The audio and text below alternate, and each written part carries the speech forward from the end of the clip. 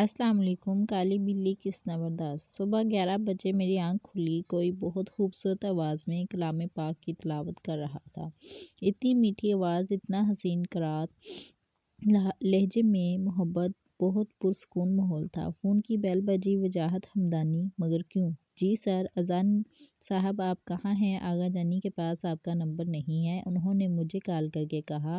آپ گھر پر ہیں کیا؟ نہیں، میں مسجد میں ہوں، میں سو گیا تھا، معذرت خواہ ہوں۔ کوئی بات نہیں، جائیں، وہ آپ کا انتظار کر رہی ہیں اور شاید زیبی کو ڈسچارج کر رہے ہوں۔ جی میں جاتا ہوں، اسپتال کی مسجد میں ہی ہوں میں۔ کال منعقد۔ عجیب آدمی ہے۔ میں وارڈ کی طرف روانہ ہوا، آغا جانی میرے منتظر تھی۔ اذان میاں، خوب نیند آئی آپ کو؟ معذرت آغا جانی۔ ارے نہیں بیٹا، ہمیں احساس ہے یہ آپ کی اعلیٰ ظرفی اور بہترین تربیت ہے جو آپ نے بغیر کسی مطلب کے بے لوث ہماری مدد کی، ہماری وجہ سے ہمارے ساتھ پریشانی جھیلی۔ انہوں نے بڑھ کر میرے سر پر ہاتھ پھیرا، مجھے امی کی بے حد یاد آئی۔ میں نے نم آنکھوں سے ان کے ہاتھ کی پشت پر بوسہ دیا۔ خوش رہیں، بہت ترقی کریں، اللہ آپ کو جزائے خیر دے۔ آپ یہی سمجھیں ایک ماں آپ کی کراچی میں بھی ہے، دل چھوٹا نہ کریں، ہم جو ہیں۔ کتنے شفیق مہربان مسکراہٹ تھی۔ مائیں ایک سی ہوتی ہیں۔ آغا جانی کو اندازہ ہو گیا تھا میں امی کو یاد کر رہا ہوں۔ یہ کام روزگار کی دوڑ دھوپ نہ ہو تو میں ایک دن مزید کراچی میں رہنا گوارا نہ کروں، مگر نوکری ہے، مجبوری ہے، ورنہ اولاد چاہے خود والدین کیوں نہ بن جائے، کبھی ماں کے نرم گوشت چھوڑنا نہیں چاہتی۔ ڈاکٹر زیبا کی ڈسچارج شیٹ تیار کر چکا تھا، وہ ابھی بھی بے ہوش تھی۔ مجھے اس کی حالت پر بہت ترس آیا۔ بے جان نازک بدن، اسٹریچر کے سکنجوں میں جگڑا ہوا۔ اللہ اس پر رحم کرے۔ اگلے ہی لمحے رضاکار پر کیا گیا حملہ ذہن میں گھوم گیا اور ان شکنجوں پر شکر ادا کیا۔ ایمبولینس میں زیبا اور میری گاڑی میں آغا جانی۔ ہم ہمدانی ہاؤس پہنچے۔ رضاکاروں نے آدھی مری لڑکی کو اس تعفین زدہ کمرے میں ڈال دیا اور آغا جانی نے اس کے دوسرے پاؤں میں زنجیر مقفل۔ آج اتوار کا دن تھا، فیکٹری تو جانا نہیں تھا۔ میں آغا جانی سے اجازت لے کر گھر روانہ ہوا۔ بے حد تھکن تھی، لنچ کے بعد سونا چاہا، مگر اب سو گیا تو رات جاگتے گزرے گی اور اکیلے جاگنے سے مجھے ویسے ہی وحشت ہوتی تھی۔ کچھ دیر ٹی وی دیکھا، پھر سوچا امی سے بات کروں، بہت مس کر رہا تھا۔ کیسی ہیں امی؟ مولا کا کرم، تم بتاؤ کیسے ہو؟ طبیعت ٹھیک ہے؟ کیا بات ہے بیٹا؟ کچھ نہیں امی، میری آواز باری ہونے لگی۔ اذان، میرے بچے، مجھے بتاؤ کیا بات ہے؟ دیکھو یوں پریشان مت کرو مجھے۔ امی کچھ نہیں نا، بس آپ کی کمی محسوس کر رہا ہوں۔ فیکٹری میں درخواست دیتا ہوں چھٹی کی، چکر لگاتا ہوں گھر، بہت دن ہو گئے۔ مجھے پتہ ہے امی مسکرائی ہیں۔ ہاں میری جان، چھٹی لو اور آ جاؤ، میں تو کہتی ہوں یہیں نوکری دیکھ لو۔ جی امی، آتا ہوں، پھر دیکھتے ہیں اور سنائیں۔ بہت دیر تک امی سے باتیں کر کے دل ہلکا پھلکا سا ہو گیا۔ اتوار کا دن ہی ایسا ہے کہ جی بھر کے بات ہو پاتی ہے۔ پیر کی صبح فیکٹری پہنچا تو اکثر لوگوں نے میرے اس رشتہ دار کی خیریت دریافت کی اور صحتیابی کے لیے دعا دی۔ میں دل ہی دل میں مسکراتا رہا۔ کام دگنا ہو گیا تھا 2 دن کی چھٹی سے۔ میں چھٹی کرتا ہی نہیں تھا، یہاں ایسا کچھ تھا ہی نہیں، نہ کوئی رشتہ دار، نہ دوست، نہ تقریبات۔ چھٹی کر کے بھی کیا کرتا؟ ٹی وی دیکھنے کے لیے ایک دن کی مزدوری کٹوانا حماقت کے سوا کیا تھا؟ میری غیر حاضری سبھی نے محسوس کی۔ روز کی طرح آج بھی 6 بجے میں ہمدانی ہاؤس میں تھا اور شاید اب مجھے اس بدبو کی عادت ہی پڑ گئی تھی، جب بھی کم محسوس ہو رہی تھی۔ آغا جانی حال میں ہی تھی، اسلام دعا کر کے خیریت لی اور زیبا کے بارے میں پوچھا۔ بیٹا کیا کہیں، کیسی بے؟ گھر تو لے آئے ہیں، بینڈیج بھی بے ہوشی میں ہو سکتی ہے، مگر دعا کیسے دیں؟ یہ واقعی ایک غور طلب بات تھی۔ آغا جانی، زیبا کے کھانے میں ملا دیں دعا؟ آپ کو لگتا ہے وہ کھانا کھاتی ہوگی؟ وہ صرف دودھ پر زندہ ہے، کبھی میں دم کیا ہوا پانی بھی دودھ میں شامل کر دوں تو پیالہ الٹ دیتی ہے۔ پھر کیا کیا جائے؟ معدے میں انفیکشن کے لیے دعا لازمی ہے۔ اسپتال میں تو ڈرپ کے ذریعے دی جاتی رہی ہے، مگر گھر میں ڈرپ بھی ممکن نہیں۔ ذہنی سکون کی ادویات کے بنا کوئی بھی ٹریٹمنٹ نہیں دی جا سکتی۔ انہیں اسی سوچ میں مبتلا چھوڑ کے میں بچوں کو پڑھانے کی اجازت لے کر اوپر آ گیا۔ پہلے ہی 2 روز کا ناغہ ہو چکا تھا اور امتحان سر پر ہیں۔ پوچھنے اور جاننے کے لیے تو 101 باتیں ہیں میرے پاس۔ سب سے زیادہ تجسس زیبا کی شادی کو لے کر ہے۔ کیا شادی بھی بے ہوشی کی حالت میں کی ہوگی؟ لیکن وہ تو ٹھیک ہو گئی تھی نا، تو اب یہ سب کیا ہے؟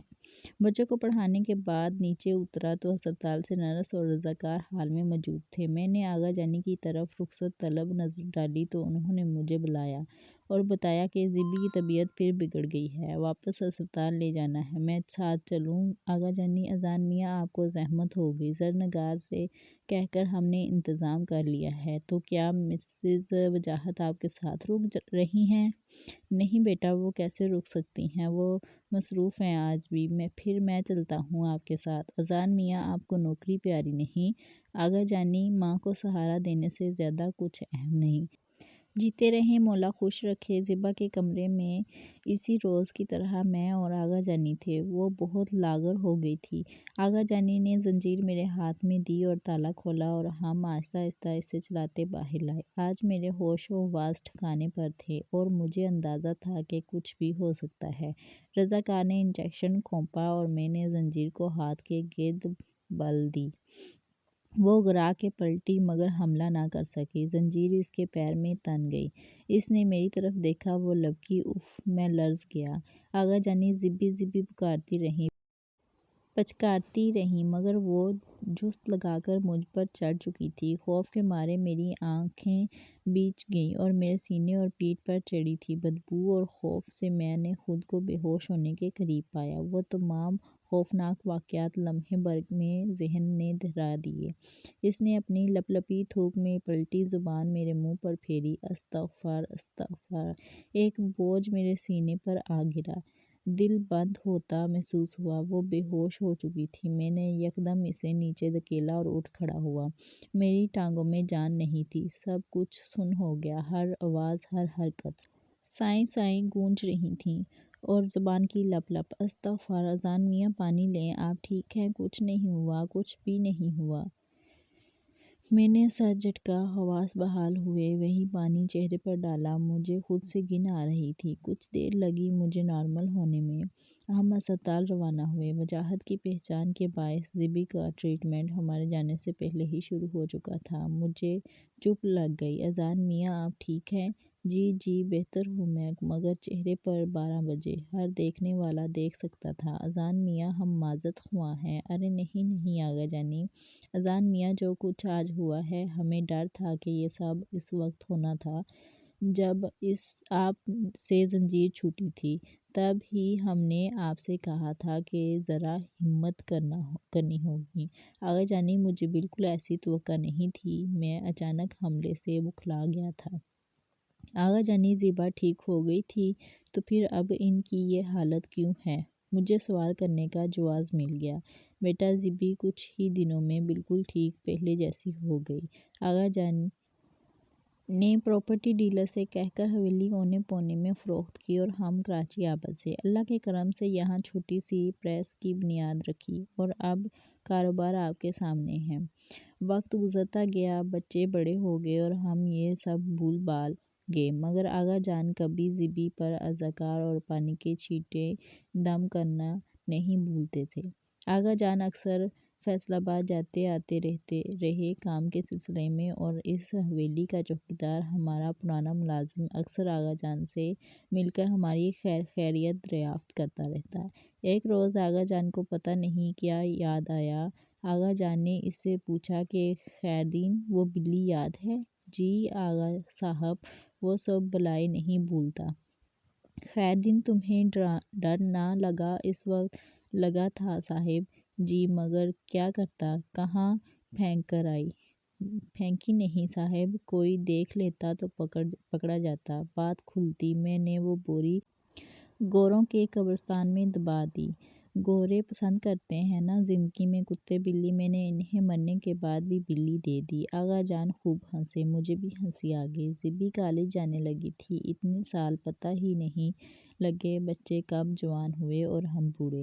بچوں کے خواب پورے کرتے والدین خود کو یوں بس پشت ڈال دیتے ہیں کہ انہیں اندازہ ہی نہیں ہوتا کمر جھک گئی ہے۔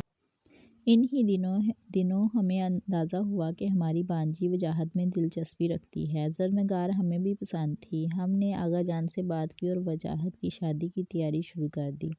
اسی دوران ہم سے کوتاہی ہوئی اور ہم شادی کی تیاریوں اور شادی میں یوں مگن ہوئے کہ ہمیں اندازہ نہیں ہوا۔ ہماری زیبی جوان اور بے حد خوبصورت تھی۔ خاندان میں کئی نوجوان زیبی سے شادی کی خواہشمند تھے، مگر زیبی ابھی پڑھنا چاہتی تھی۔ اس نے شادی سے انکار کر دیا۔ وجاہت کی شادی کے بعد ہم اور مصروف ہو گئے اور ہمیں علم نہ ہو سکا کہ زیبی کسی کو پسند کرنے لگی ہے۔ رضا سنجرانی اندرون سندھ سے تعلق رکھنے والے ایک وڈیرے کا بیٹا تھا۔ بہت سلجھا ہوا، بہت محبت کرنے والا بچہ تھا۔ ہماری زیبی کو پسند لاکھوں میں ایک تھی۔ چاند سورج کی جوڑی تھی۔ ہم سب بہت خوش تھے۔ آغا جان کی خوشی تو مت پوچھو اذان میاں، ان کا بس نہیں چل رہا تھا۔ بیٹی کے جہیز میں کائنات وار دیں۔ کراچی میں بھی اب ہماری حیثیت بہت مستحکم تھی۔ ہم وڈیرے نہیں مگر آغا جان بھی رضا کے والد سے اثر رسوخ میں کم نہیں تھے۔ الغرض خاندان کی باہمی رضامندی سے یہ رشتہ طے پا گیا۔ آغا جان بے حد خوش تھے، بس ایک فکر لاحق تھی، آذکار دم پانی کے چھینٹے یہ سب کون کرے گا سسرال میں۔ یہ کہانی جاری ہے۔ اچھی لگی تو لائک